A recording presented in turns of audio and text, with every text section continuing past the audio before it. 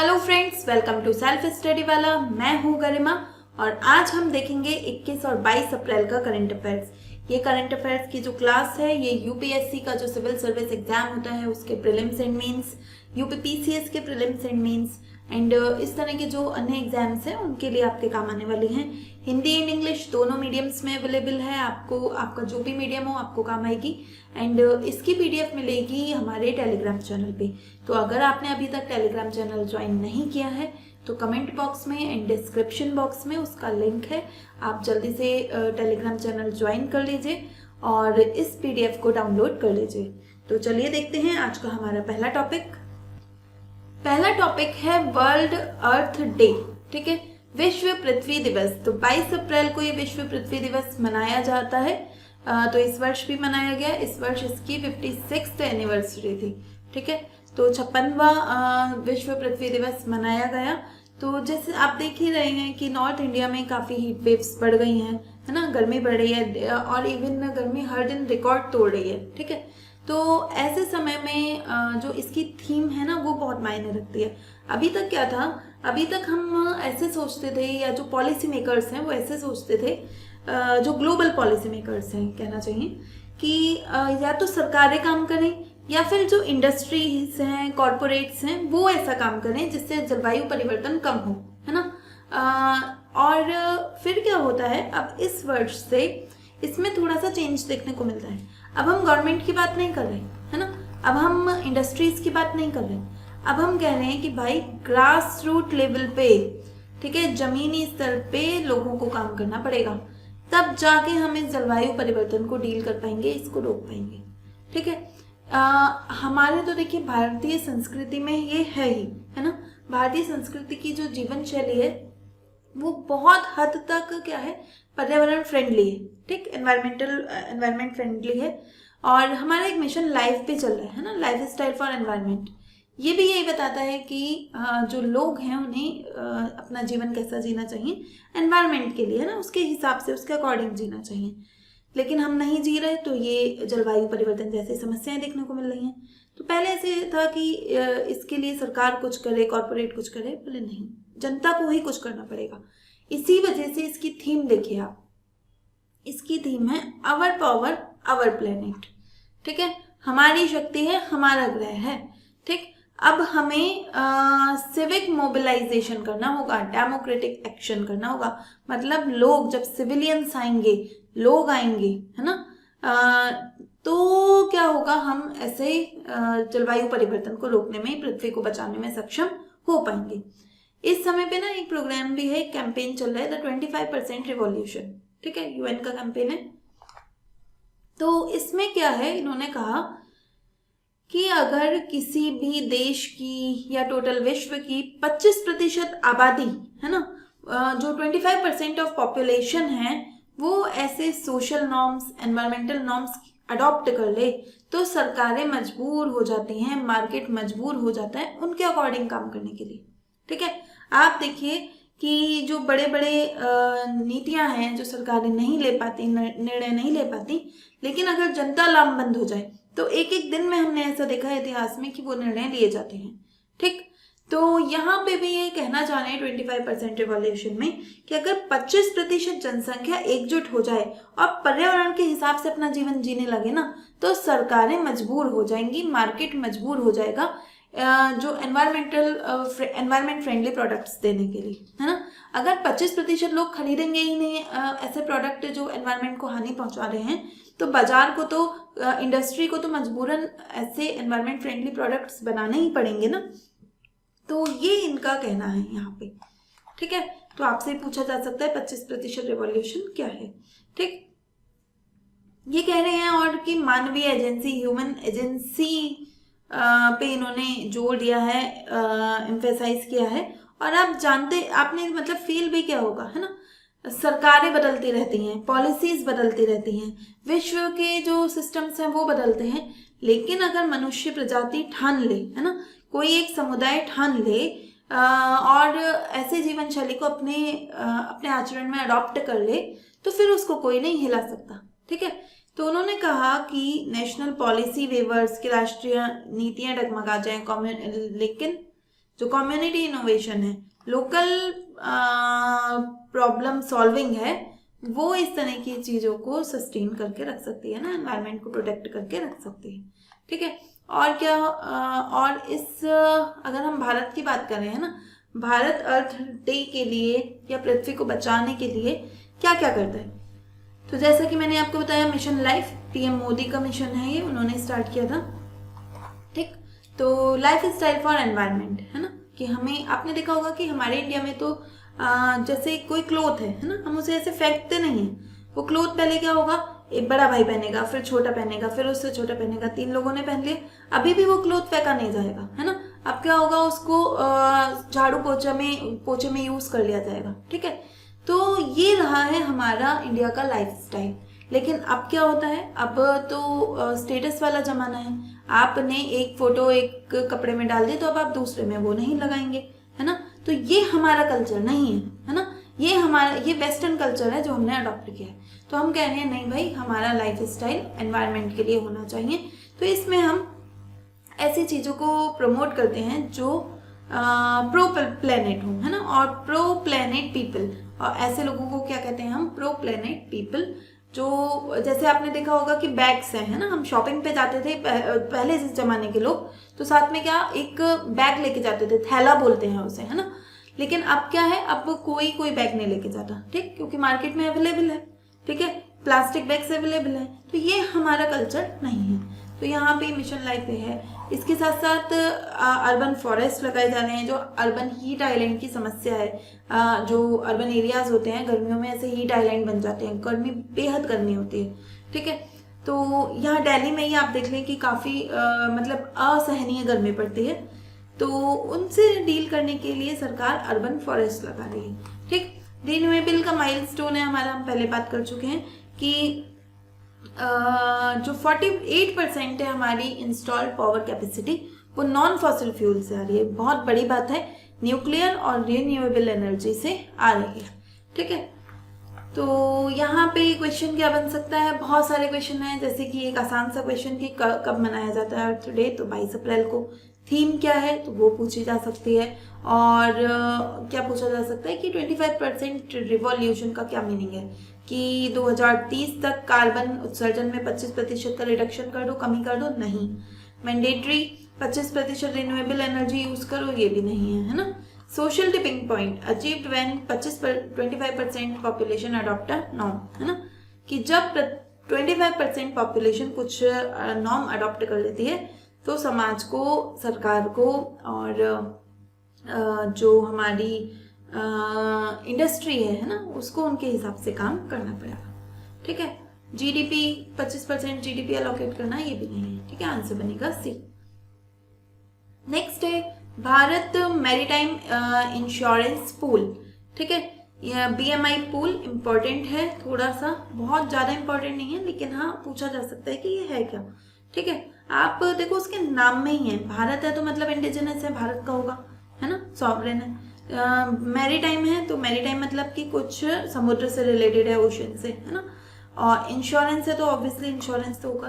तो यहाँ पे जो ओशनिक ट्रेड होता है ना हमारा, सी बॉन्ड ट्रेड होता है, वहाँ पे भारत के लोगों को, भारत के व्यापारियों को इंश्योरेंस प्रदान करने की योजना है। ठीक है, तो यूनियन कैबिनेट ने इसको मंजूरी दी है। यूनियन कैबिनेट को कौन चेयर करता है, प्रधानमंत्री चेयर करते हैं। ठीक है, उसकी जो हमारी केंद्रीय मंत्रिमंडल है उसकी अध्यक्षता कौन करता है। जो छोटे एग्जाम्स होते हैं, वनडे एग्जाम, उसमें एक क्वेश्चन आ जाता है कि केंद्रीय मंत्रिमंडल की अध्यक्षता कौन करते हैं, तो प्रधानमंत्री। ठीक है, तो ये बैठक हुई, उसमें इस बीएमआई पूल को मंजूरी दी गई। ठीक, क्यों मंजूरी दी गई, देखो आप एक बात समझो, हमने देखा कि जो स्ट्रेट ऑफ हॉर्मुज है, हम लंबे समय से इस चीज़ को कवर कर रहे हैं ना, 1-1.5 महीना हो गया करीब करीब। रेड सी है, पर्शियन गल्फ है, इस पूरे इलाके में क्राइसिस चल रहा है ना, वॉर चल रही है। ठीक, कभी ईरान जहाज़ों को रोक देता है, आपने अभी हाल ही में सुना होगा कि ईरान ने हमारी शिप्स रोक ली। ठीक, कभी अमेरिका रोक देता है। ठीक, कभी किसी शिप पे मिसाइलें आके गिर जाएगी, है ना।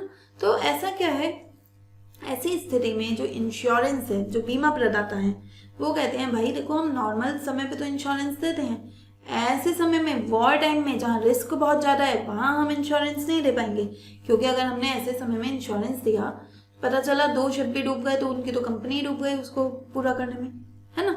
तो ऐसे में जो इंश्योरेंस कंपनियां होती हैं वो अपने प्रीमियम या तो बहुत महंगा कर दे रही है, या उन्होंने जो वार रिस्क कवरेज है ना इसको कवर ही नहीं कर रही। बोले तुम्हारा वॉर के चक्कर में तुम्हारा शिप अगर मिसाइल से टकरा के डूब जाता है तो फिर हम कोई कवरेज नहीं देंगे, ठीक है ना।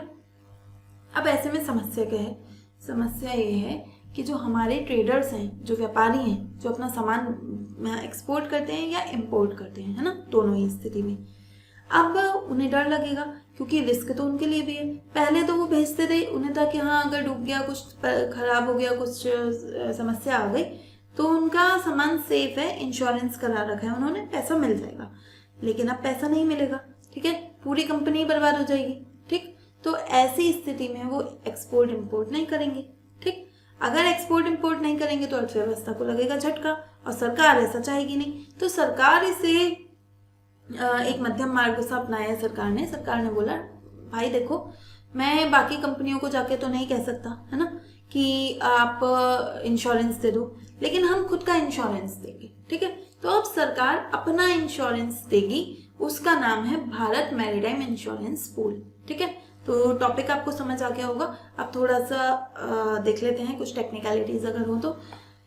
जैसा कि आप जानते हैं कि 95% जो ट्रेड होता है वो सी से होता है। अब ये देखो एक डेटा है ना, इसको आप कहाँ यूज करोगे, इंट्रो में, मेंस में कोई क्वेश्चन लिखना है जहाँ पे आप हमारे कोस्टल एरियाज का या फिर समुद्र का या इंडियन ओशन का महत्व दिखा रहे हो, तो वहां पे इस डेटा को यूज करके आओ, है ना, मेंस के आंसर राइटिंग में, ठीक है। तो उन्होंने बताया कि 95% डेटा ट्रेड जो है वो समुद्र के रास्ते होता है। ये वैल्यू का क्या मीनिंग है, देखो दो तरह की बात है, एक होती है क्वांटिटी, ठीक है, एक होती है वैल्यू, ठीक। मान लो आपने 100 किलो सामान मंगाया, ठीक, उसमें 85 किलो जो है सी से मंगाया, सी के थ्रू, तो हम कहेंगे कि 85% क्वांटिटी आपकी सी के थ्रू आती है। लेकिन ये जो 85 किलो है ये 95 रुपए का है, बाकी का जो 15 किलो था वो 5 रुपए का ही था बस, तो हम कहेंगे कि 95% वैल्यू है इसकी, ठीक है। तो वैल्यू के हिसाब से 95% ट्रेड जो होता है वो इंडिया जो ओशन से होता है इंडिया का, ठीक है। और इसे इंश्योरेंस कौन देता था, तो लंदन की कंपनियां हैं, international group of P&I clubs, ठीक है। तो 90% इंश्योरेंस यहाँ से आता था हमारा। तो अब इन्होंने या तो प्रीमियम बढ़ा दिया है, हाइक कर दिया है, या फिर वॉर कवरेज को ही हटा दिया है, ठीक है। और भारत के जो वेसल्स हैं उन्हें छोड़ दिया है ब्लाइंड, कि भाई अब तुम अपना जानो, हम नहीं कुछ करेंगे अगर तुम असुरक्षित हो, तुम पे कोई समस्या आ जाए, तुम्हारा जहाज डूब जाए, हम तुम्हें जो इंश्योरेंस है वो नहीं दे पाएंगे, ठीक है। तो फिर हमने क्या किया, एक डोमेस्टिक सेफ्टी नेट प्रोवाइड कराया कि जो इंश्योरेंस है वो कंटिन्यूस रहे, अफोर्डेबल रहे और सॉवरेन कंट्रोल हो, सरकार के अधीन है ना, ठीक। इसकी विशेषताएं तो आपको ध्यान रखना है, इसका जो फिगर है, नंबर है 12,980 करोड़ रुपए का, ठीक है। तो इतने की गारंटी सरकार देगी, ठीक। एक गवर्निंग बॉडी बनाई जाएगी जो देखेगी कि ये सही काम कर रहा है या नहीं कर रहा है ना, और वो गवर्निंग बॉडी ना विदेश के मानकों के हिसाब से काम नहीं करेगी, ठीक है। हमारी कैसी जरूरत है तो अपने मानक खुद बनाएगी, ओके। ड्यूरेशन 10 साल तक की गारंटी दी जाएगी, और अगर ये स्थिति लंबे समय तक जारी रहती है तो 5 साल का फर्दर एक्सटेंशन भी दिया जा सकता है, ओके। क्या क्या कवर होगा इसमें, ठीक है, कवरेज स्पेक्ट्रम क्या है, देखो जो भी ऐसा वेसल है, शिप है जिसपे इंडिया का फ्लैग लगा है, इंडिया उसे कंट्रोल कर रहा है, इंडिया की कोई कंपनी कंट्रोल कर रही है, या वो इंडिया से जा रहा है या इंडिया को आ रहा है, ठीक है। तो उसकी हल एंड मशीनरी, मतलब कि अगर शिप को कोई फिजिकल डैमेज हो जाता है, उसकी मशीनरी खराब हो जाती है तो उसका कवरेज दिया जाएगा, ठीक है। कार्गो इंश्योरेंस, शिप में कुछ सामान था, वो सामान नष्ट हो गया, ठीक है, तो वो जितने पैसे का है वो दिया जाएगा। प्रोटेक्शन एंड इंडेमनिटी, ठीक है, कुछ ऑयल पॉल्यूशन हो गया, रेक रिमूवल, क्रू इंजरी हो गई, तो उनको भी थर्ड पार्टी जो लाइबिलिटीज होती हैं तो उनको भी कवर किया जाएगा। और वार रिस्क इंश्योरेंस, ठीक है, जो रिस्की एरियाज हैं वहां पे जाने में जो खतरा है उसको भी कवर किया जाएगा। तो ये 4 चीजें इसमें कवर की जाएंगी, ठीक है। तो हमने यहाँ पे समझा कि कैबिनेट ने मंजूरी दी है और एक इंश्योरेंस पूल बनाया गया है। कितने करोड़ रुपए का, एक बार फिर से देख लेते हैं, 12,980 करोड़ रुपए का है। ठीक है, 10 साल के लिए काम करेगा, 5 साल का एक्सटेंशन दिया जा सकेगा। ठीक, और ये चीजें ये कवर कर रहा है। ओके, क्वेश्चन क्या आ सकता है? कथन वाला क्वेश्चन आया तो it aims to reduce India's dependence on foreign marine insurance provider. यह विदेशी समुद्री बीमा प्रदाताओं पर भारत की निर्भरता को कम कर रहा है। तो हाँ भाई, कर रहा है। ये केवल कार्गो इंश्योरेंस दे रहा है, मतलब खाली सामान के लिए इंश्योरेंस दे रहा है? नहीं, मशीनरी का भी दे रहा है, थर्ड पार्टी लाइबिलिटी के लिए भी दे रहा है, वॉर रिस्क कवरेज भी प्रदान कर रहा है। तो 2 गलत हो गया है ना। तो 2 गलत होते ही देखो ये कट गया, ये कट गया, ये कट गया, तो 3 तो बिना पढ़े ही सही हो जाएगा, है ना। लेकिन पढ़ना है जरूर। ओके, क्यों पढ़ना है? क्योंकि हो सकता है कई बार आपने दूसरा जो ऑप्शन कट किया है वो जल्दी जल्दी में कटे हो। ठीक, तो आपको हमेशा सारे ऑप्शंस पढ़ के ही आंसर देना है। नेक्स्ट है India's first petroglyph conservation park. ठीक है, देखो मैं आपको एक चीज स्पष्टता बता दूं, जो ये ऐसे होते हैं ना, India's first, Asia's first, world's first. ठीक, ये इंपॉर्टेंट होते हैं। ठीक है, जो भी वनडे एग्जाम है, पीसीएस एग्जाम्स हैं, और अब आपने पिछले कुछ समय का ट्रेंड देखा हो तो आईएएस भी पूछता है ऐसे। ठीक है, वहां पे कुछ एक आध क्वेश्चन आपको इस तरह के मिल जाते हैं। ठीक है, तो भारत का पहला पेट्रोग्लिफ कंजर्वेशन पार्क, अब मैंने ये बोला है ना, पेट्रोग्लिफ कंजर्वेशन पार्क, तो अब आपके दिमाग में 2 क्वेश्चन अपने आप उठने चाहिए कि भाई ये कहाँ बना है और ये होता क्या है ना। तो पेट्रोग्लिफ कंजर्वेशन पार्क क्या होता है? तो देखो अभी हाल ही में एक वो था, हेरिटेज डे निकला था, हमने पढ़ा था, है ना।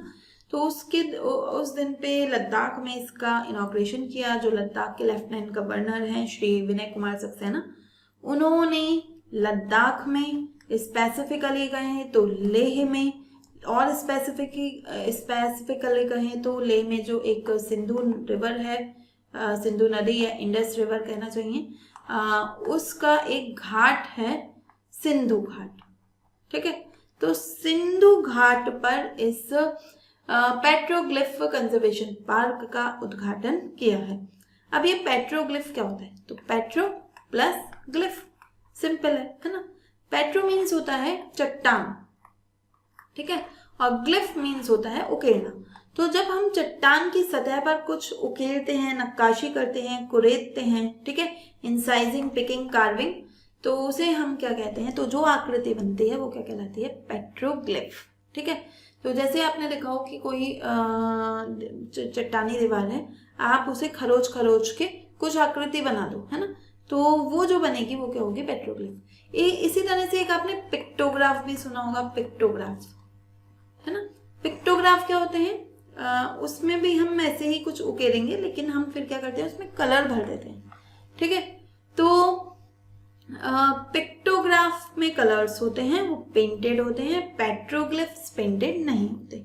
ठीक है, यहाँ पर एक और बात ध्यान रखनी है आपको, जो देखा जाए तो देखो जो पेंट किया हुआ है जिसपे, तो वो पेंट तो खराब भी हो सकता है, कुछ समय में अपने आप भी निकल सकता है। ठीक, तो उनकी आयु कम होती है, जो पेट्रोग्लिफ्स होते हैं उनकी आयु ज्यादा होती है। लेकिन अब यहाँ पे एक समस्या है, अब आपने चट्टान पे सुंदर सा वो बना दिया, है ना, कुछ आकृति बना दी, लेकिन क्या हुआ? जो एक भूस्खलन होता है, लैंडस्लाइड, उसमें वो चट्टान गिर गई, या फिर हमने रास्ता बनाना है, हमने ही विस्फोट कर दिया। ठीक है, तो मतलब मानवीय क्रियाओं से या प्राकृतिक क्रियाओं से उनको डैमेज पहुंच सकता है। तो वो वैसे तो ड्यूरेबल होती हैं, लेकिन इस तरह के जो डिस्ट्रक्शंस होते हैं, फिजिकल डिस्ट्रक्शंस, उसके लिए काफी वल्नरेबल होती हैं। ठीक है, कौन कौन से ऐसे हमारी रॉक्स हैं, है ना, आपसे ये वाली जो चीज है ना, ये चीज, ये आईएएस के लिए मोस्ट इम्पॉर्टेंट है। ठीक है, जो आईएएस का प्रीलिम्स होता है, सिविल सर्विस एग्जाम्स का, तो वहां पे ऐसी चीजें देखी जाती हैं। तो सिंधु घाट भी पेट्रोग्लिफ्स के लिए जाना जाता है। यहाँ पे हमारा जो पहला कंजर्वेशन पार्क है वो बना है। भीमबेटका पेट्रोग्लिफ्स के लिए नहीं, पिक्टोग्राफ्स के लिए जाना जाता है। ठीक है, तो यूनेस्को की साइट है। पेलियोलिथिक से मीसोलिथिक, पुरा पाषाण से मध्य पाषाण काल तक सारे पिक्टोग्राफ्स यहाँ पे पाए जाते हैं, पेंटिंग्स। ठीक है, कोंकण महाराष्ट्र का जो इलाका है वो जियोग्लिफ्स के लिए फेमस है। ठीक है, तो लेटेराइट के जो पठार होते हैं ना, प्लेट्यूज, जब उस पे आप बना दो तो वो जियोग्लिफ्स है। ठीक है, ये अभी यूनेस्को की लिस्ट में तो नहीं है, लेकिन यूनेस्को की टेंटेटिव लिस्ट में। टेंटेटिव लिस्ट क्या होती है? लाइन में लगे हुए हैं ये, कि इन पे यूनेस्को विचार कर रहा है ना, तो अगर विचार करके उसे सही लगा तो इसे जो वर्ल्ड हेरिटेज लिस्ट है हमारी उसमें शामिल कर लेगा। ठीक है, फिर है कुप्पगल कर्नाटका में, ये भी पेट्रोग्लिफ है। ठीक, म्यूजिकल साउंड बजता है यहाँ पे, उसके लिए फेमस है। ठीक, क्या होते हैं, देखो इस तरह की आकृतियां लिखी हैं, देख पा रहे हैं ना कि इसमें क्या हुआ है, खुरचा हुआ है बस चट्टान को और सुंदर सुंदर आकृतियां बनाई हुई हैं। ठीक, क्वेश्चन क्या आ सकता है, पेट्रोग्लिफ और पिक्टोग्राफ में क्या अंतर है। पेट्रोग्लिफ प्रिंटेड होते हैं, पिक्टोग्राफ कार्व्ड होते हैं। गलत भाई, उल्टा बता दिया आपने। पेट्रोग्लिफ कार्व्ड होते हैं, पिक्टोग्राफ पेंटेड होते हैं। ये सही है, आंसर विल बी बी। ठीक है, लेकिन अगेन हमें इन दोनों को भी पढ़ना होगा, है ना। यहाँ पे छोड़ सकते हैं लेकिन एग्जाम में मैं आपको ये बार बार क्यों कहती हूँ, ये की बात आपको लगता होगा कि मैम रोज ही एक बात दोहराई जाती है, क्योंकि ना इतना कहने के बाद भी आप यकीन मानो आप एग्जाम में गलती करोगे, है ना। बहुत चांसेस होते हैं जब बच्चे फिर पेपर देके आते हैं ना, तो कहते हैं अरे मैम ये गलत हो गया। मैंने कहा ये तो आसान था। बोले मैम ए ही पढ़ा हमें, वो ही सही लगा, बाकी के देखे ही नहीं। ठीक है, तो ये कॉमन समस्या है। तो आपको क्या करना है ना, अपनी आदत, हैबिट ही ऐसी डेवलप करनी है कि जब तक मैं चारों के चारों ऑप्शंस नहीं पढ़ लूंगा ना, मैं इसको टिक नहीं करने वाला। ओके, नेक्स्ट है India's first petroglyph conservation park कहाँ बना है, तो बना है लद्दाख में। लेह लद्दाख, सिंधु का जो घाट है, सिंधु घाट इंडस रिवर पे, वहां पर ये बना है। ओके, नेक्स्ट टॉपिक है हमारा ब्लू ओरिजिन। एक कंपनी है, स्पेस कंपनी है ना, स्पेस रिलेटेड कंपनी है। उसका एक रॉकेट है न्यू ग्लेन रॉकेट। उसने एक माइलस्टोन अचीव किया है। क्या है माइलस्टोन, इसको समझ लेते हैं। देखो आप, मैं आपको थोड़ा सा समझाऊं। आप एक बस की कल्पना करो, है ना, वो आपको आपके घर से दिल्ली तक ले जा रही है। ठीक है, दिल्ली उनने आपको पहुंचाया और वो बस क्या हो गई, तबाह हो गई। ठीक है, नष्ट हो गई। फिर आपको फिर से दिल्ली से अपने घर आना है। आप घर आए, घर पहुंचते ही उसने आपको पहुंचाया और फिर वो बस तबाह हो गई। ठीक है, तो ऐसे अगर हर यात्री को पहुंचाने में, लाने में वो बस खराब होती जाए तो फिर आपका सफर बहुत महंगा हो जाएगा। आपको लाखों करोड़ों में पड़ेगा एक बार जाना, है ना। अब आप ऐसे ही सेम कल्पना करो कि अब हम यहाँ से कहाँ जा रहे हैं, सैटेलाइट को अंतरिक्ष में लेके जा रहे हैं रॉकेट के थ्रू। रॉकेट वो बस है। ठीक, अब क्या होता है, जैसे ही वो रॉकेट ऊपर जाता है तो जाना तो, भेजना तो आता है हमें, वापस बुलाना नहीं आता कि भाई उस रॉकेट को वापस कैसे बुलाएं। ठीक है, तो वो रॉकेट तो वेस्ट हो गया। अब वो रॉकेट वेस्ट हो गया वहां पे और उसने कचरा भी फैलाया, डेब्री भी। अच्छा क्या होता कि वो रॉकेट सैटेलाइट को प्लेस करा कक्षा में और फिर वापस आ गया, है ना, तो ये सबसे अच्छा होता। लेकिन उसने ऐसा नहीं किया। तो हमें चाहिए रीयूजेबल रॉकेट, है ना। रीयूजेबल रॉकेट क्या, जो यहाँ से सैटेलाइट लेके जाए और फिर वापस आ जाए, फिर हम दोबारा से भेज दें, फिर वापस आ जाए, फिर भेज दें, फिर वापस आ जाए। तो ये क्या है, रीयूजेबल। क्या हमारे पास ऐसा कोई रॉकेट है? इंडिया के पास नहीं है, इंडिया डेवलप कर रहा है, अभी डेवलपिंग चरण में ही है।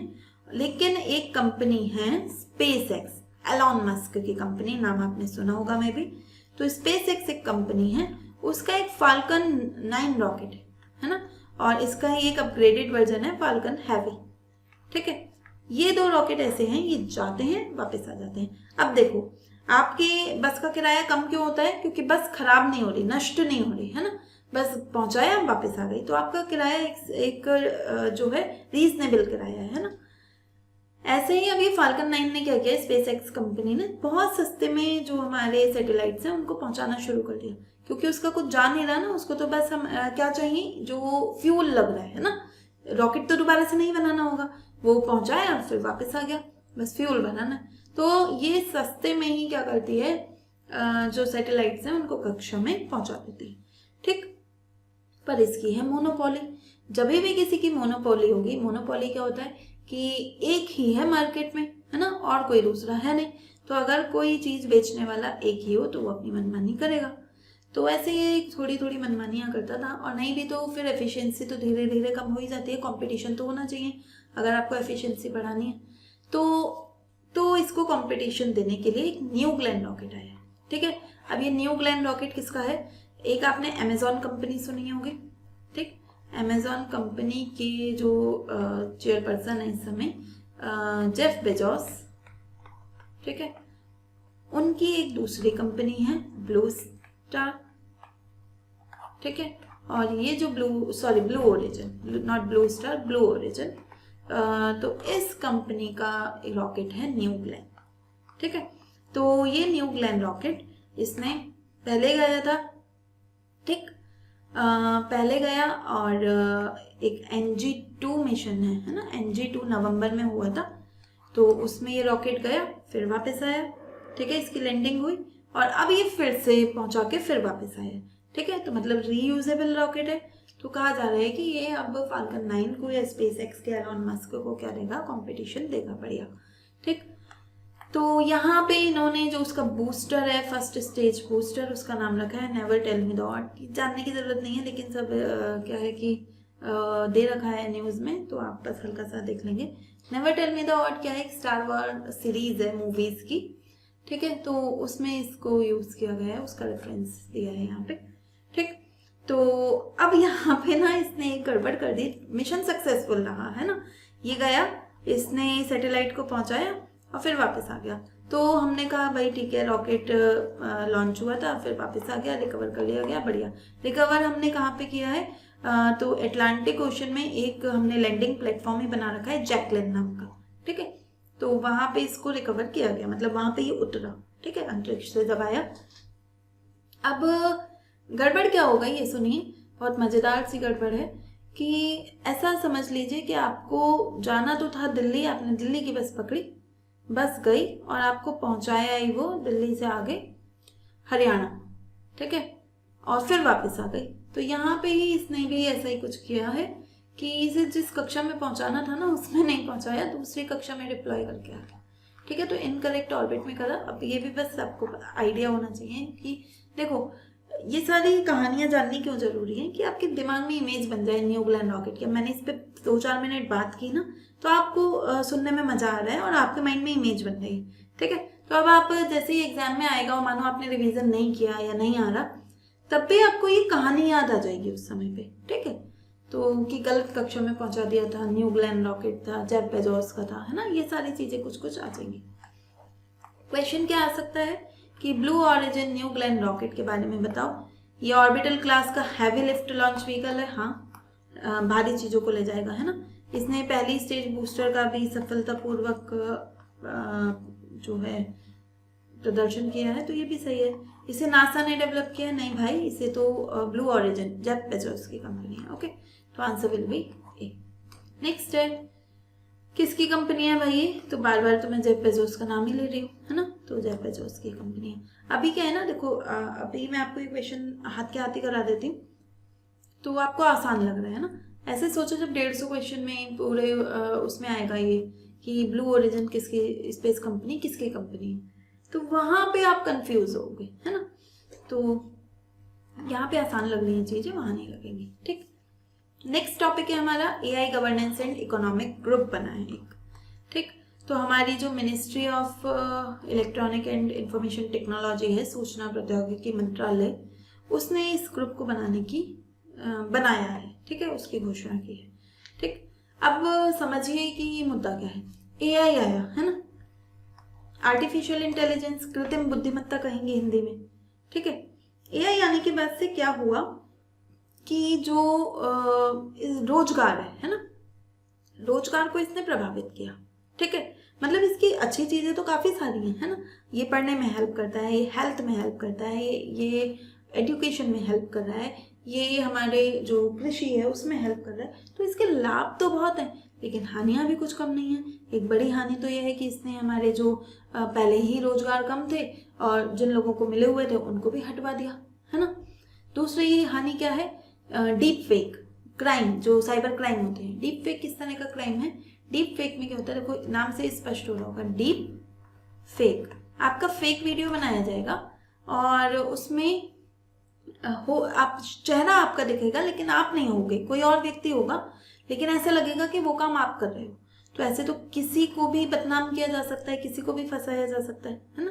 खासकर जो टीनेजर्स लड़कियां हैं, ठीक है, उनको इस तरह के डीप फेक वीडियो बना के जो है परेशान किया जा रहा है, ठीक। तो ऐसी कुछ इकोनॉमिक एंड सोशल समस्याएं थी बहुत लंबे समय से 2-3 साल से ये समस्याएं हमें देखने को मिल रही हैं। और सबसे बड़ी बात है कि इनकी जो संख्या है ना तेजी से बढ़ रही है इन समस्याओं की, इन कंप्लेंट्स की। तो ऐसे में अब सरकार के जो भी एक्सपर्ट्स हैं, जैसे कि इंडिया की AI governance guideline economic survey इस साल का, उसने कहा भाई इन चीज़ों को मैनेज करने के लिए आप एक सेंट्रलाइज्ड अथॉरिटी बना दो, है ना। एक ऐसा प्राधिकरण होना चाहिए जो इन समस्याओं को देखे। ये कोई सामान्य समस्या नहीं है ना। तो अब सरकार ने बस वो अथॉरिटी बना दी है ना, और उसको क्या नाम दिया है, AI governance and economic group, AIGEG। ठीक, तो ये एक हाई लेवल इंटरमिनिस्ट्रियल बॉडी है। इंटरमिनिस्ट्रियल मतलब बहुत सारे मंत्रालय इसमें जुड़े होंगे। ठीक है, चेयरपर्सन कौन होंगे, जो हमारी जो मीटी है, ministry of electronics and IT, सूचना प्रौद्योगिकी मंत्रालय, उसके मंत्री उसके अध्यक्ष होंगे। उसी मंत्रालय के जो राज्य मंत्री हैं वो इसके उपाध्यक्ष होंगे। मेंबर्स कौन कौन होंगे, नीति आयोग के CEO होंगे।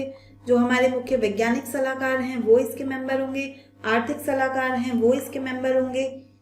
विभिन्न डिपार्टमेंट्स और मंत्रालयों के सचिव होंगे, जैसे किस किस के, DOT के department of telecommunication, department of economic affairs, department of science and technology, इन सब के जो सचिव हैं, है ना, वो इसके सदस्य होंगे।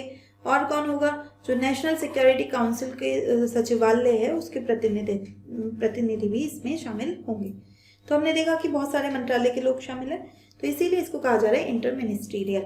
ठीक है, यहाँ पे 2 चीज़ें बनाई गई हैं। एक तो यही कमेटी है, लेकिन आप देखो ये जो कमेटी है इसमें कौन कौन है, या तो मंत्री हैं या फिर सचिव हैं, 2 ही लोग तो हैं। कोई विशेषज्ञ नहीं है, मंत्री विशेषज्ञ नहीं होते, और जो सचिव होते हैं वो पॉलिसी मेकिंग तो जानते हैं, लेकिन वो सब्जेक्ट के विशेषज्ञ नहीं हैं। उन्हें AI के बारे में नहीं पता, है ना, वो टेक्निकलिटीज नहीं जानते।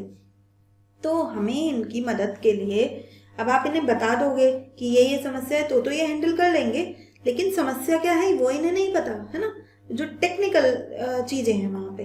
तो उसके लिए इन्होंने बना दिए TPEC, technology and policy expert committee, है ना। इसमें होंगे एक्सपर्ट, इसका नाम ही है एक्सपर्ट कमेटी। ठीक है, इसमें हम एकेडमी से एक्सपर्ट लाएंगे, ठीक है, शिक्षा जगत से, उद्योग से, पॉलिसी से, हम यहाँ से एक्सपर्ट्स लाएंगे। वो इन चीज़ों को एनालाइज करेंगे और फिर ये जो AIGEG है इसको रिकमेंडेशंस देंगे। फिर उन रिकमेंडेशंस के आधार पर ये क्या करेगी, काम करेगी। ठीक है, तो इम्पॉर्टेंट है, आपको ध्यान रखना है। इसके मैंडेट्स क्या हैं, ये क्या क्या काम करेगी। एक तो भाई ये श्रम बाजार, लेबर मार्केट, है ना, कि भाई जो AI जो जॉब खा रहा है वो ना खाए। हम ऐसा कुछ काम करें कि हमारे जो लोग हो ना, वो जो वर्क फोर्स हो, वो ऑगमेंटेशन मतलब ह्यूमन भी काम करें, AI भी काम करें, और ह्यूमन को हम एक्सपर्ट बना दे वो AI के साथ बेहतर काम करें। ठीक है, तो रिप्लेस ना करें, दोनों साथ साथ मिलकर काम करें, ये देखेगी।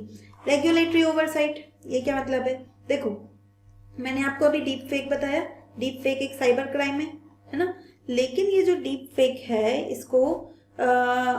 इसके लिए हमारे पास कोई कानून नहीं है ना। हमने कानून जो इस तरह की चीज़ों को डील करता है साइबर क्राइम को, वो है IT एक्ट 2000। ठीक, अब ये तो 2000 में बना था, तब तो आर्टिफिशियल इंटेलिजेंस का नाम भी नहीं था। ये तो जो टेक्नोलॉजी है ये तो अभी 7-8 साल पुरानी ही है ना, अभी डेवलप हुई है। तो ऐसे में क्या IT एक्ट से कवर कर रहा होगा, नहीं। तो हमारी जो नई तरीके की जो चुनौतियां हैं उससे लड़ने के लिए हमारे पास पर्याप्त कानून है या नहीं, इस बात को भी ये देखेगा, है ना। और अगर नहीं है तो कहेगा, ये सुझाव देगा कि भाई इनको संशोधन करो, कानूनों में डीप फेक को भी शामिल करो। फिर इसके बाद है जो ऐसे इंसिडेंट्स होते हैं, उनका घटनाएं हो रही हैं ना राष्ट्रीय स्तर पर, उनका डेटाबेस तैयार करेगा। ठीक, और जो ग्लोबल स्टैंडर्ड्स हैं, जो ग्लोबल वैश्विक स्तर पे जो बातचीत हो रही है उसमें भारत को रिप्रेजेंट करेगा। ठीक है, जो इंटरनेशनल फोरम्स हैं और ग्लोबल स्टैंडर्ड सेटिंग में मदद करेगा। ठीक है, तो एक नया सा टॉपिक है। चेयरपर्सन कौन होते हैं ये आपसे पूछा जा सकता है। PM नहीं होंगे, CEO ऑफ नीति आयोग नहीं होंगे। कौन होगा इसका chairman, union minister for electronics and IT, है ना। ये इसके सदस्य हैं, ये इसके सदस्य हैं, लेकिन PM इसके सदस्य भी नहीं है, ध्यान रखिएगा। ओके, नेक्स्ट है ये क्या करेगी, सॉरी ये AIGEG है क्या, it is an interministerial body constituted by ministry of electronics and IT। ठीक है, सूचना प्रौद्योगिकी मंत्रालय द्वारा गठित एक अंतर मंत्रालय निकाय है, तो सही बात है। इसकी रिकमेंडेशन 25-26 के इकोनॉमिक सर्वे ने की थी, ये भी सही बात है। और ये एक कॉन्स्टिट्यूशनल बॉडी है, तो भाई नहीं, कॉन्स्टिट्यूशनल कैसे हो जाएगी, है ना। अभी तो सरकार ने ही तो मीटी नहीं तो इसकी स्थापना की है ना। तो ये ना तो कॉन्स्टिट्यूशनल है ना ही स्टेच्यूटरी बॉडी है, किसी जो हमारा कानून है उससे भी नहीं बनी, है ना। तो तीसरा गलत है, तो तीसरा गलत है, तो ये सब गलत हो गए। आंसर बनेगा ओनली 1। नेक्स्ट टॉपिक है हमारा प्रधानमंत्री ग्राम सड़क योजना 3। ठीक है, तो इसको अप्रूव किया है कि इसको कंटिन्यू करेंगे कब तक, 2028 तक। देखो ये जो योजना है ना वर्ष 2000 में शुरू हुई थी, ठीक है, लेकिन जो इसका थर्ड फेज है, तीसरा चरण है, वो 2019 में शुरू हुआ था। करीब 6 साल चलना था, 2025 तक। ठीक है, अब 25 में ये खत्म हो गया था, तो उस समय के लिए ना 1 साल के लिए बढ़ा दी थी 2026 तक के लिए। तो अब क्या हुआ, 2026 भी आ गया, अभी भी सड़कें नहीं बन पाई, तो सरकार ने कहा भाई इसे 2028 तक बढ़ा दो। और कुछ हिली एरियाज है ना, वहाँ पे पुल वुल बनाने होते हैं तो मुश्किल होती है, तो पुल बनाने के लिए आप ये 2029 तक भी कर सकते हैं। ठीक है, तो आप ट्राई करोगे कि 2028 तक हम जो मैदानी इलाके हैं वहाँ तो 2028 तक बढ़ाया जाएगा, लेकिन जो हिली रीजन है ना, वहाँ पे कब तक के लिए बढ़ा दिया गया है, ब्रिज बनाने के लिए 2029 तक के लिए। ठीक है, बजट कितना है इसका, पहले इसका बजट हुआ करता था 80,250 करोड़, अब बढ़ा के 83,977 करोड़ रुपए कर दिया गया है। ठीक है, फिर इसके बाद यहाँ पे ये तो हमने देख लिया है ना कि एक्सटेंड किया गया, लेकिन यहाँ से ना आपके जो योजनाएं हैं वहाँ से क्वेश्चन आता है। IAS में भी डेफिनेटली आते हैं क्वेश्चन, आता है नहीं, ज़्यादा क्वेश्चन भी देखने को मिलते हैं। और PCS में तो भाई वो 5 से 6 योजनाएं आपसे पूछेगा ही, किसी भी तरह से ईयर पूछ सकता है ना, कथन कारण में दे सकता है, बहुत सारे तरीके हैं, लेकिन वो योजनाएं UP PCS का हेड टॉपिक है। ठीक है, तो हम इसे देखते हैं। तो प्रधानमंत्री ग्राम सड़क योजना जो है वो 25 दिसंबर 2000 को लॉन्च की गई थी। अब आप देखिए वर्ष 2000 में लॉन्च हुई है, तो 2025 में इसके 25 वर्ष पूरे हो गए हैं, है ना। तो कोई भी ऐसी योजना होती है जिसको 5 साल, 10 साल, 15 साल, 20 साल या 25 साल पूरे होते हैं, वो हमारे एग्जाम के लिए काम की हो जाती है। तो अब से 1 आध साल के अंदर इसके किसी एग्जाम में आने के चांसेस काफ़ी ज़्यादा है। ठीक है, दूसरा क्या है, तो प्रधानमंत्री अटल बिहारी वाजपेयी के बर्थडे पे इसे लॉन्च किया गया था। क्यों लॉन्च किया गया था, है ना, इसको समझते हैं। तो प्रॉब्लम ये थी, देखो जब देश आज़ाद हुआ, हमें देश को प्रगति करानी है, आर्थिक प्रगति करानी है, इंडस्ट्रीज़ का विकास कराना है। इंडस्ट्रीज़ कब लगेंगी, जब सड़कों का जाल अच्छा होगा। तो जब भी हम कहते हैं ना सड़कों का जाल अच्छा होगा, तो पॉलिसी मेकर्स के दिमाग में केवल एक बात आती है कि सड़कें माने हाईवेज। तो उन्होंने क्या करा, शुरू के 50 साल तक या तो नेशनल हाईवेज बनाए या स्टेट हाईवेज बनाए, और देश ने तरक्की भी की, है ना, ऐसी बात नहीं है। लेकिन क्या हुआ, गांव पीछे रह गए। ठीक है, गांव में कनेक्टिविटी, लोगों के घर को बाहर मेन रोड से जो गांव की जो मेन सड़क होती है उससे जोड़ने के लिए ही सड़कें नहीं थी। तो होता क्या था, मानसून आया, बारिश हुई, उस बारिश में उनकी कनेक्टिविटी कंप्लीटली लॉस हो गई। ठीक है, तो सीजनल आइसोलेशन कहना चाहिए इसे, मौसमी अलगाव, कि एक मौसम में वो बिल्कुल कटे फटे रहते थे, है ना, दूसरे इलाकों से जुड़े हुए नहीं रहते थे। तो अब 50 वर्ष बाद सरकार जागी, उसने कहा भाई ये तो एक समस्या है ना, अब क्या करें। तो उन्होंने कहा भाई इलाज है कि ग्राम सड़क योजनाएं बनाओ, मतलब ग्रामीण सड़कें बनाओ, है ना। और इसके लिए लेकर आए प्रधानमंत्री ग्राम सड़क योजना। ये योजना जो है 100% सेंट्रल सेक्टर स्कीम थी जब लॉन्च हुई थी। अब क्या होती है ये सेंट्रल सेक्टर स्कीम, इसको समझिए। 2 तरह की योजनाएं हैं, एक होती है सेंट्रल सेक्टर स्कीम या केंद्रीय क्षेत्रक योजना, और एक होती है सेंट्रल स्पॉन्सर्ड स्कीम या फिर केंद्र प्रायोजित योजना। ठीक है, जो क्षेत्रक योजनाएं होती हैं उनमें 100% खर्चा केंद्र सरकार करेगी, लेकिन जो स्पॉन्सर्ड स्कीम्स होती हैं उसमें खर्चा केंद्र और राज्य सरकार मिलकर करते हैं और मिलकर ही उसे क्रियान्वित करते हैं। ठीक है, तो यहाँ पे जब इसे शुरू किया गया तो प्रधानमंत्री ग्रामीण सड़क योजना, क्योंकि उस समय राज्य तैयार नहीं होंगे, है ना, इसके लिए तैयार इन द सेंस कि उनके पास और चीजें हैं जिन पे वो ध्यान दे रहे थे उस समय, ठीक है। तो जब शुरू हुई तो 100% पैसा सरकार खर्च करती थी, केंद्र सरकार, लेकिन फिर बाद में इसे क्या बना दिया गया, 60-40 के साथ स्पॉन्सर्ड स्कीम बना दिया गया, ठीक है। और इसका उद्देश्य क्या था कि भाई हर सीजन में, हर वेदर में रोड की कनेक्टिविटी देनी है हमें हर घर को, ठीक है। जहां भी बसावट है उस क्षेत्र को हमें मेन रोड से जोड़ना है, ये इसका पहला उद्देश्य था, ठीक है। कौन से मंत्रालय की योजना है, मंत्रालय ध्यान रखना है, तो मिनिस्ट्री ऑफ रूरल डेवलपमेंट या ग्रामीण विकास मंत्रालय की यह योजना है, ठीक है। तो इसके कुछ फेसेस में आई है, क्योंकि अब 25 साल हो चुके हैं, तो ऐसा नहीं है कि पहले ही दिन 25 साल की योजना बना दी होगी, है ना। तो फेसेस चरणों में लागू हुई है। तो पहला फेज था इसका, तो वर्ष 2000 में शुरू हुआ। उसका उद्देश्य था कि भाई बेसिक एक्सेस देनी है, जो भी अनकनेक्टेड हैबिटेशन है, ऐसी बसावटें हैं जो अभी तक जुड़ी नहीं हुई मेन रोड से, उनको कनेक्ट कर दो, सड़कें बना दो, ठीक है। तो यहाँ पे सड़कें बनाना इनका उद्देश्य था, ठीक है। फिर दूसरा चरण आता है 2013 में, अब 13 साल हो चुके हैं योजना को, तो दूसरा चरण आया, उसका उद्देश्य है उन्नयन, अपग्रेडेशन, ठीक। उन्होंने कहा कि भाई देखो सड़कें तो बन चुकी हैं, अब नई सड़क नहीं बनाएंगे, लेकिन जो तुमने सड़कें बनाई थी वो तो 13 साल में पुरानी हो गई, टूट फूट गई हैं, ठीक है। तो अब आपको क्या करना है, और दूसरी एक और बात कि 13 साल में देश ने भी तो तरक्की की है, ठीक। अब क्या हुआ, जो लोग हैं, गांव के लोग, वो शहर आने लगे। सरकार ने कहा भाई शहरों में तो ऐसे बहुत जो भीड़ है वो लग जाएगी। तो जब समस्या पता चली तो ये पता चला कि गांव में बेसिक चीज़ें नहीं है, सड़कें नहीं है, स्कूल नहीं है, हॉस्पिटल्स नहीं है। तो उन्होंने कहा भाई देखो हम तुम्हें गांव में ही ये सहूलतें प्रोवाइड करेंगे, तुम्हारे यहाँ पे बाहर से चीज़ें आ पाएँ, ट्रैफिक जो बड़े ट्रक्स वगैरह हैं वो आ पाएँ सामान लेके, तो उसके लिए हम ऐसी सड़कें बनाएंगे जो हायर ट्रैफिक, जो उच्च यातायात है उसको संभाल पाए, है ना, मजबूत सड़कें। तो अब इसमें हमने क्या किया, इस चरण में नई सड़कें नहीं बनाई, जो पुरानी सड़कें थी ना उन्हें ही डेवलप कर रहे थे, ठीक है, उन्हें ही हमने अच्छे से मजबूत बनाया। तो हम इसे ऐसे कह सकते हैं कि अब हमने नक्शे में नई लाइनें नहीं जोड़ी, बल्कि जो पुरानी थी उनको ही गहरा किया, है ना, मतलब उनको ही मजबूत किया, ठीक है। अब एक ये तीसरा चरण जिसकी हम बात करेंगे अभी, तो 2019 में शुरू हुआ, ठीक है, ये अभी चल रहा है, ठीक है।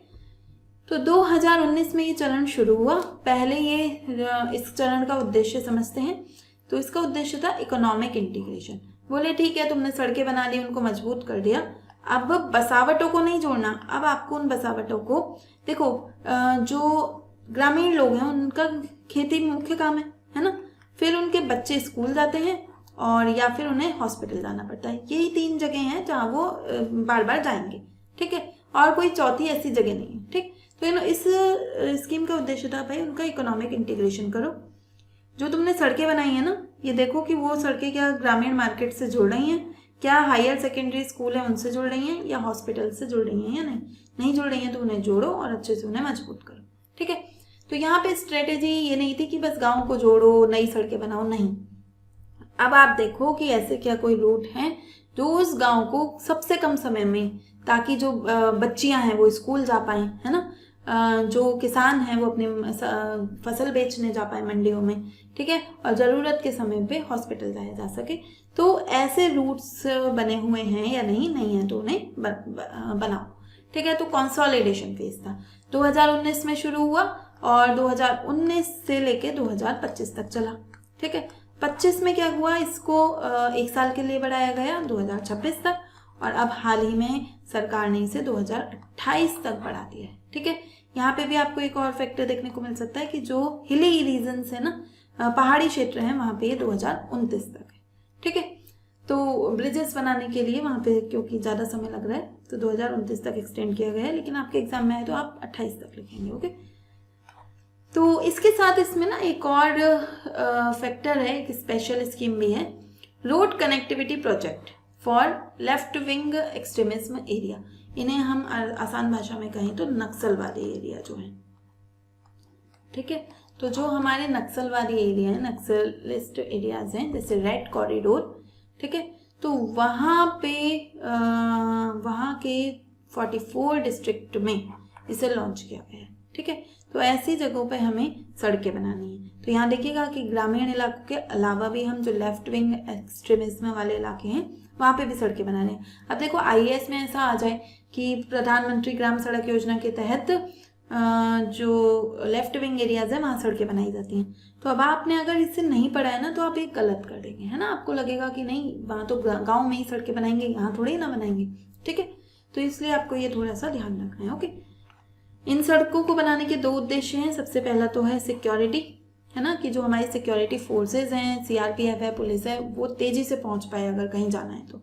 ठीक है, और दूसरा है डेवलपमेंट, लोग भी आसानी से पहुंच पाए, है ना, आसपास स्कूल होंगे, हॉस्पिटल्स होंगे, वहां तक आसानी से पहुंचा जा सके। तो आज हमने ये वो योजना देखी।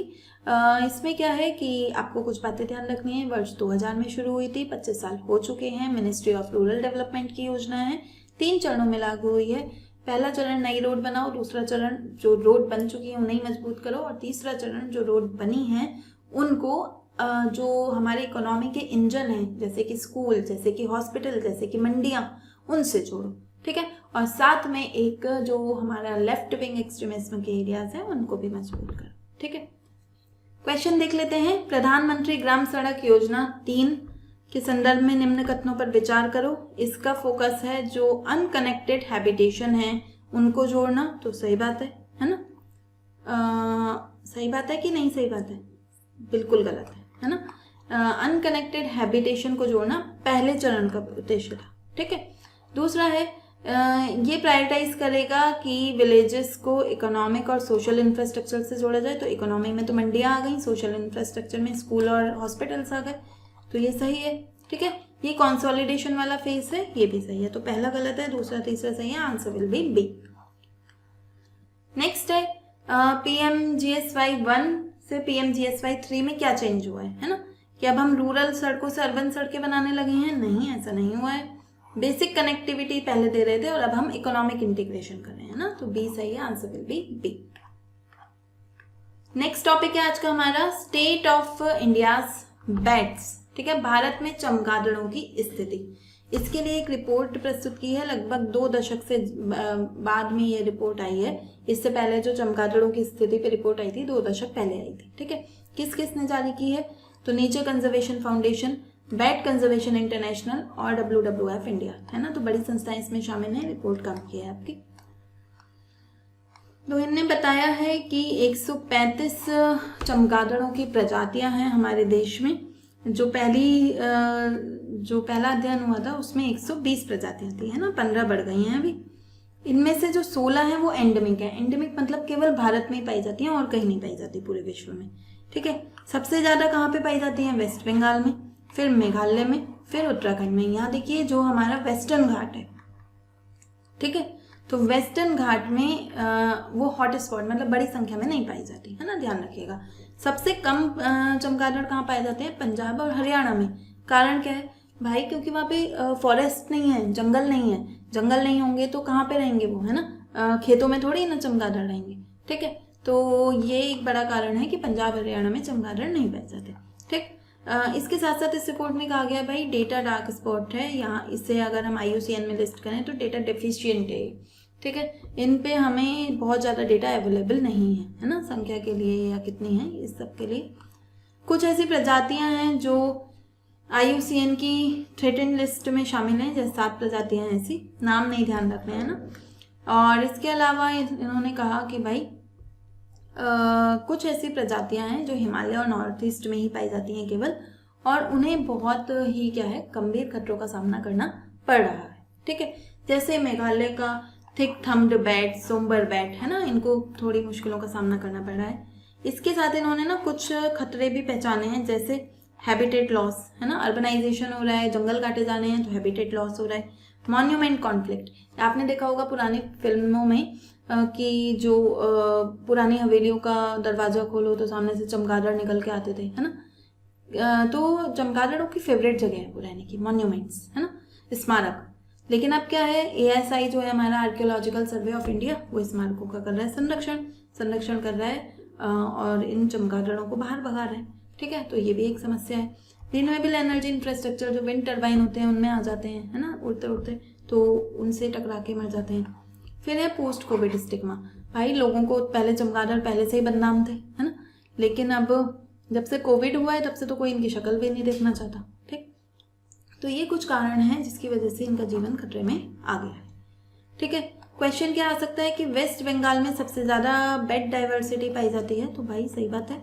मेघालय टॉप 2 में है, ये भी सही बात है। पंजाब हरियाणा में सबसे कम है, ये भी सही बात है। तीनों ही सही हैं, answer will B D. Next topic है हमारा, सुप्रीम कोर्ट ने नेशनल चंबल घड़ियाल सेंचुरी पर अपना एक निर्णय दिया है।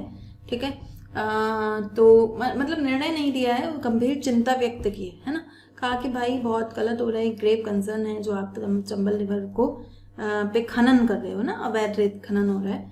तो चंबल रिवर, ये जो घड़ियाल सेंचुरी है, ये हमारी न्यूज़ में आ गई है ना, यहाँ से क्वेश्चन आएगा। ठीक है, तो उन्होंने कहा कि भाई बेंच ने ऑब्जर्व किया कि ये जो सेंचुरी है आप जिसमें खनन कर रहे हो, यहाँ पे क्रिटिकली एंडेंजर्ड ये बोला है सर उसने, कोर्ट ने। तो आपसे पूछा जा सकता है कि घड़ियाल का IUCN स्टेटस क्या है? Critically endangered. ठीक है, गंभीर रूप से संकटग्रस्त है। यहाँ लुप्त तो प्राय नहीं होगा, संकटग्रस्त होगा। ठीक है, इसे चेंज कर लीजिएगा। तो इरिवर्सिबल इकोलॉजिकल कोलैप्स है कि अगर आपने ऐसे खनन करते रहे तो जो इकोलॉजी को नुकसान होगा उसे कभी बदला नहीं जा सकता। एक बार घड़ियाल चले गए तो फिर उस प्रजाति को दोबारा नहीं लाया जा सकता।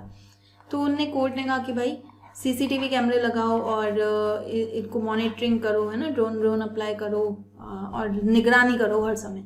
ठीक, कि ये इस तरह का खनन ना हो। ठीक, हमारे काम की क्या है ये चंबल सेंचुरी।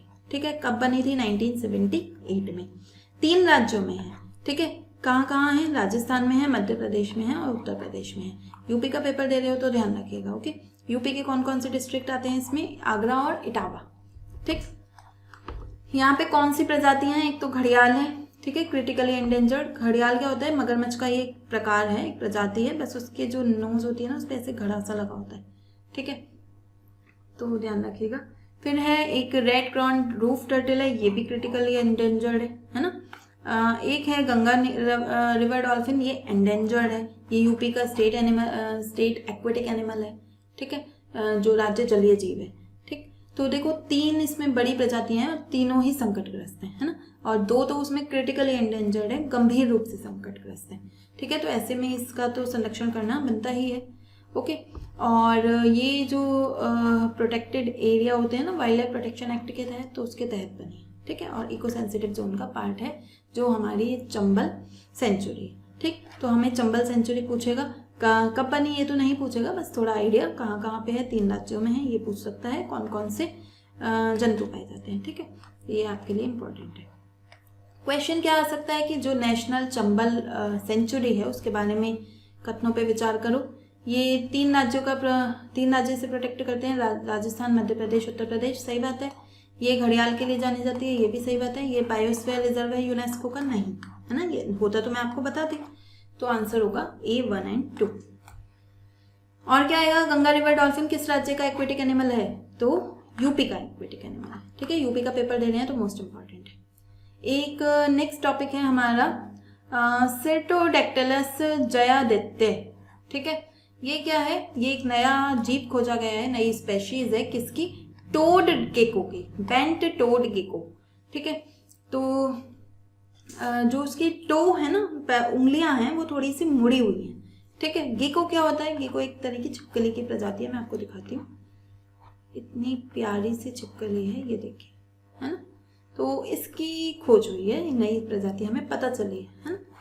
तो देखते हैं इसके बारे में, थोड़ा बहुत जान लेते हैं। नई प्रजातियां आई है, इसके लिए भाई बहुत काम की हैं। पूछ लेता है 1-2 तो वो पूछ लेता है। ठीक है, तो अब आपकी जितनी क्षमता है ना, जितनी याद कर पाओ। तो यहाँ पे कहाँ पे मिली है? बहुत सारे एरिया जो नॉर्थ ईस्ट के, असम, मेघालय, त्रिपुरा, मिजोरम, यहाँ के जो रिसर्चर्स थे वो इकट्ठे हुए, उन्होंने खोजा इसे और फिर यूरोपियन जर्नल में इसको पब्लिश किया गया अपने रिसर्च को। ये गीको की या साइटोडेक्टिलस जो हमारा जेनस है उसकी 31st प्रजाति है जो नॉर्थ इंडिया में मिली है। नॉर्थ इंडिया में कहाँ मिली है? त्रिपुरा डिस्ट्रिक्ट में। ठीक है, त्रिपुरा में, नॉर्थ त्रिपुरा डिस्ट्रिक्ट में। ठीक है, इसका जो नाम है वो डॉक्टर जयादित्य पुरकायस्थ के नाम पे रखा गया है। वो भारत के एक रिनॉन्ड हर्पेटोलॉजिस्ट है, ठीक है। उन्होंने रेप्टाइल के, क्योंकि रेप्टाइल है ना, एक सरीसृप है ना, तो रेप्टाइल के कंजर्वेशन में उन्होंने काफ़ी काम किया, तो उनको सम्मानित करने के लिए छिपकली का नाम उनके नाम पे रख दिया, ठीक है। जेनेटिक डाइवर्जेंस क्या है ये आप छोड़ सकते हो, कि जो इसकी क्लोजेस्ट बहन है ना, मतलब रिलेटिव है, साइटोडैक्टिलस त्रिपुरानेसिस है ना, तो उससे मिलता जुलता है, बस थोड़े से ही जीन जो है अलग हैं, 4.7 to 5.2% जीन्स थोड़े अलग हैं। डेटा डिफिशिएंट है ऑब्वियसली, तभी तो हमें अभी तक पता नहीं था, है ना, ऐसा थोड़ी ना अभी इसका जन्म हुआ होगा, होगी तो पहले से, हमें अब पता चले, ठीक है। तो इसकी कैरेक्टरिस्टिक्स देखें, जैविक विशेषताएं देखें, तो बेंट टोड गेको है, मतलब जो उंगलियां हैं वो थोड़ी सी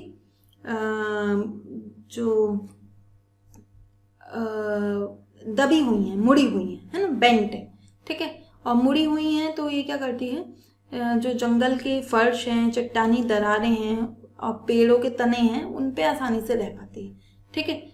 जहाँ पे अन्य नहीं रह पाती वो ये आसानी से रह पाती है। नॉकटर्नल है, निशाचर है, रात में जागती है, दिन में सोती है, ठीक है। और इंसेक्ट्स वगैरह को खाती है, ठीक।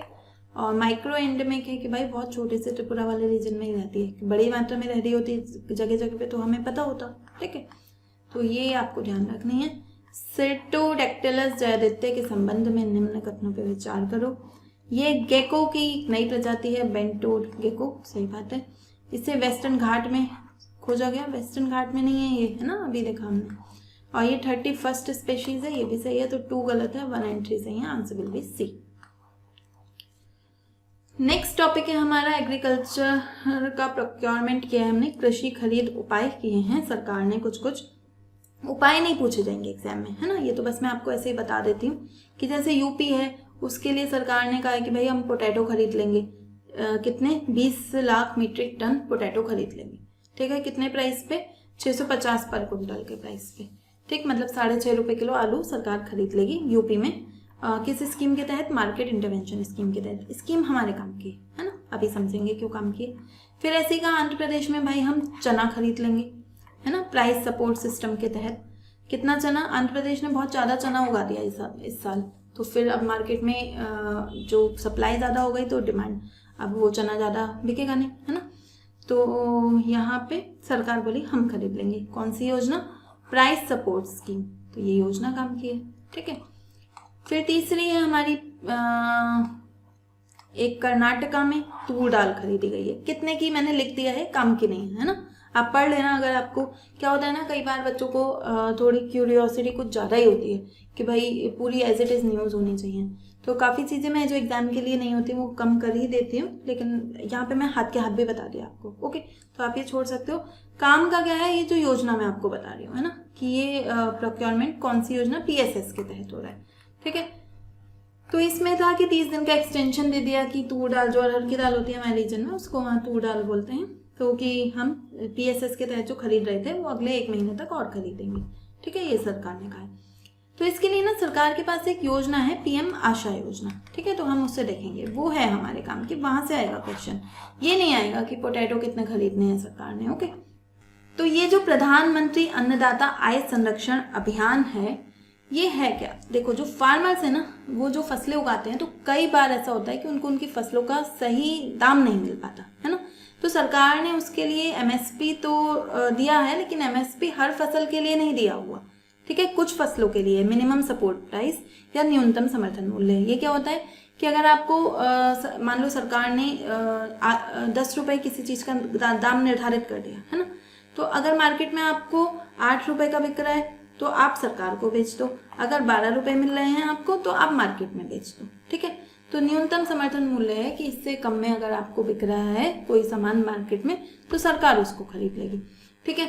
तो लेकिन ये सबके लिए जारी नहीं करती सरकार, ठीक, तो ऐसी फसलों के लिए सरकार एक दूसरी स्कीम लेकर आई, PM आशा स्कीम, प्रधानमंत्री अन्नदाता आय संरक्षण योजना। कब शुरू की गई, वर्ष 2018 में, सितंबर, वर्ष आपके काम का है, इंपॉर्टेंट, ठीक है। कौन सी मिनिस्ट्री की योजना है, तो ministry of agriculture and farmer welfare, ठीक। जो हमारा कृषि एवं किसान कल्याण मंत्रालय है उसकी योजना है, और इसमें सरकार की कुछ एजेंसीज हैं वो हेल्प करती हैं ना, जैसे national agriculture cooperative marketing federation of India, NAFED बोलते हैं इसे, food corporation of India FCI, या फिर national consumer cooperative federation of India, ठीक है, NCCF, ये जो है खरीद करती हैं, है ना, या फैसिलिटेट करती हैं चीज़ों को, ठीक। तो आपको बस हल्का हल्का आइडिया रखना है, याद नहीं करना पूरा अच्छे तरह से, कि थोड़ा आइडिया कि हाँ सरकार की कुछ एजेंसीज हैं वो इस स्कीम को लागू कराने में हेल्प करती हैं। इस PM आशा के ना 4 पिलर्स हैं, ये इंपॉर्टेंट है, ये आपको अच्छे से ध्यान रखने हैं, ठीक है। तो पहला इसका पिलर है price support system, PSS, Hindi में कहेंगे मूल्य समर्थन योजना, ठीक है। इसमें क्या है, देखो इसमें सरकार क्या करेगी, अगर आपको मार्केट में अच्छा दाम नहीं मिल रहा तो सरकार खरीद लेगी, है ना, फिजिकल प्रोक्योरमेंट कर लेती है, भौतिक खरीद कर लेगी, किस किस की, पल्सेस की, ऑयल सीड की, कोपरा की, ठीक है। तो जो दलहन तिलहन है उनकी खरीद कर लेती है, तो वही एजेंसीज है ना जो मैंने अभी आपको बताई, जैसे नाफेड है, NCCF है, ये एजेंसीज ही क्या कर लेंगी, उन चीज़ों की खरीद कर लेंगी, ठीक। अभी रिसेंट में सरकार ने क्या करा कि पहले ये था कि 25% की कैप थी, है ना, कि अगर किसी राज्य ने जितना भी उपजाया है तो केवल 25% ही सरकार खरीदेगी, सारा नहीं खरीदेगी, है ना, किसानों से। लेकिन अब इस कैप को हटा दिया गया है, ठीक है। तो किस किस के लिए, तूर दाल के लिए, उड़द दाल के लिए और मसूर दाल के लिए, ठीक है।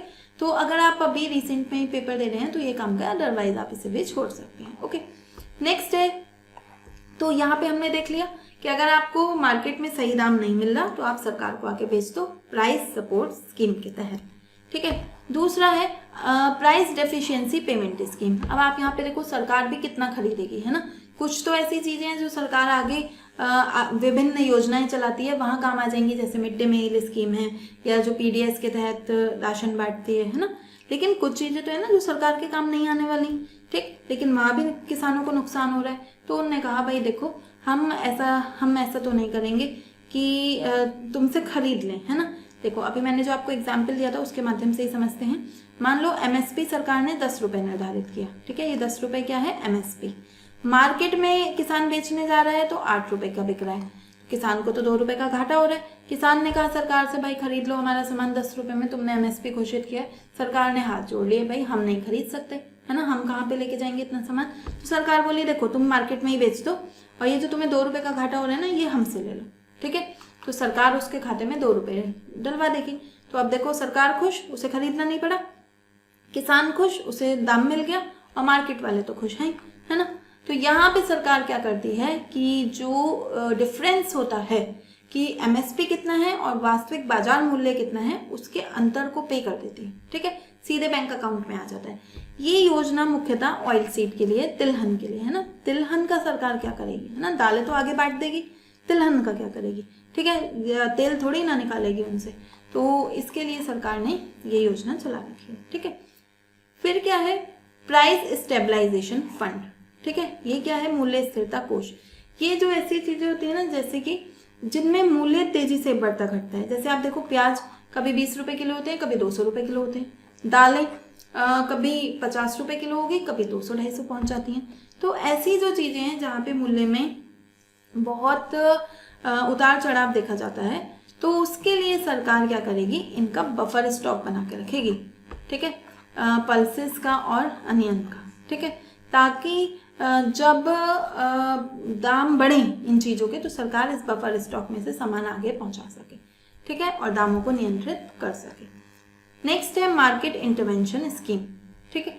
मार्केट इंटरवेंशन स्कीम में क्या है, देखो यहाँ पे कुछ ऐसी चीजें हैं, यहाँ पे भी सरकार खरीदारी करेगी, है ना, लेकिन किसकी, जहाँ पे MSP नहीं है या जो PSS में कवर नहीं हो रही, दोनों में खरीदारी कर रही थी, ठीक है। तो जो ऐसी पेरिशेबल हॉर्टिकल्चर क्रॉप्स हैं, पेरिशेबल क्या होती है, ऐसी बागवानी फसलें जो खराब हो जाती हैं, जैसे आलू, जैसे टमाटर, है ना।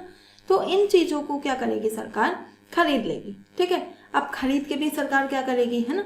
तो इसके लिए भी रिसेंट में price differential system, payment system लागू किया है कि भाई आप एक काम करो, मार्केट में ही बेच देना, जितना अंतर होगा वो हम आपको दे देंगे, ठीक है। तो हमने यहाँ पे 4 स्कीम समझी हैं इसके अंतर्गत, PM आशा के अंतर्गत। पहली है, तो देखो कब से शुरू हुई, पहले ये देख लेते हैं, 2018 में दूसरा इसकी मिनिस्ट्री कौन है, तो कृषि एवं किसान कल्याण मंत्रालय। 4 घटक हैं इस योजना के। प्राइस सपोर्ट सिस्टम, इसके तहत जो मूल्य होते हैं वो निर्धारित किया जाएगा और फिर अगर उस मूल्य पे आपका मार्केट में नहीं बिक रहा तो सरकार को आके बेच दो, ठीक है। दूसरा है प्राइस डेफिशिएंसी पेमेंट सिस्टम, इसमें जो एमएसपी और बाजार मूल्य में जो अंतर है वो सरकार से ले लो, ठीक है। तीसरा है प्राइस स्टेबलाइजेशन फंड, कि कुछ चीज़ों का सरकार स्टॉक बनाएगी, पल्सेस और अनियन का, ताकि आपको जब इनके मार्केट में दाम बढ़े, इनकी कमी हो, तो सरकार उससे कुछ पल्सेस को रिलीज कर सके, है ना, और दाम को कंट्रोल कर सके। और फिर है मार्केट इंटरवेंशन स्कीम, जो पेरिशेबल गुड्स हैं, ठीक है, तो वहाँ पे ये काम आने वाली है, ठीक है। तो ये हमने स्कीम देखी, यहाँ से आपका क्वेश्चन बन सकता है, ठीक। इसमें क्वेश्चन क्या आ सकता है ना, तो प्राइस डेफिशिएंसी पेमेंट सिस्टम के बारे में कौन सबसे अच्छा डिस्क्राइब करता है, कि इसमें government procures crops directly from farmer, क्या फार्मर से क्रॉप खरीदेगी, नहीं, उसमें डेफिशिएंसी पेमेंट करेगी, है ना, तो बस पे करेगी फार्मर को जो डिफरेंस होगा एमएसपी का और मार्केट प्राइस का, है ना, तो आंसर बनेगा बी। नेक्स्ट क्या है, पीएम आशा कब लॉन्च हुई, तो अभी आपको बताया 2018 में लॉन्च हुई। प्राइस स्टेबलाइजेशन फंड किसके लिए यूज होता है, तो जो बफर स्टॉक बनाना है पल्सेस एंड अनियन का, तो आंसर बनेगा बी, ठीक है। तो ये था आज का हमारा लास्ट टॉपिक। उम्मीद करती हूँ आपको लेक्चर पसंद आया होगा। आपको कैसा लगा मुझे कमेंट बॉक्स में बताइए, अच्छा लगा है तो लाइक कीजिए, अपने फ्रेंड्स के साथ शेयर कीजिए। मिलते हैं नेक्स्ट क्लास में, थैंक यू।